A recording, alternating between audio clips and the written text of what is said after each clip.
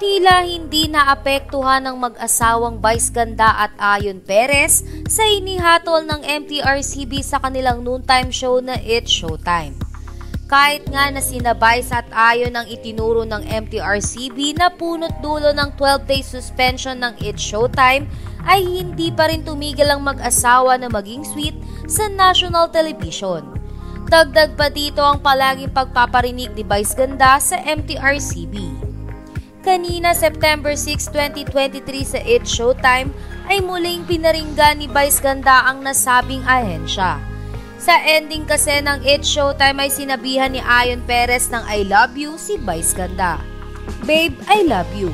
Ito ang sinambit ni Ayon Perez kay Vice Ganda na talaga namang nagpakilig sa komedyante.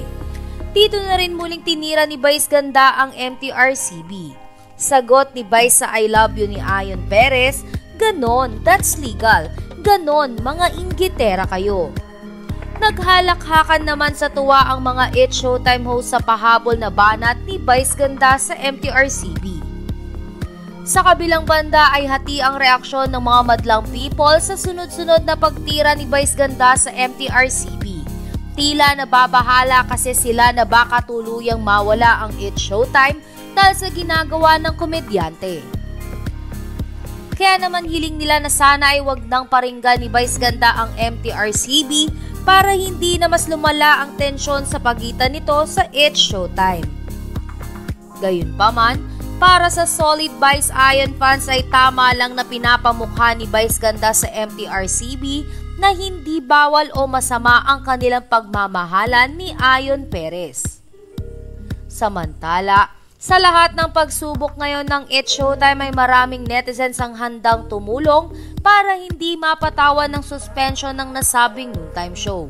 Sa katunayan ay nagbigay ng pahayag ang Department of Broadcast Communication ng UP Diliman na nagsasabi na walang nilabag na batasang It's Showtime.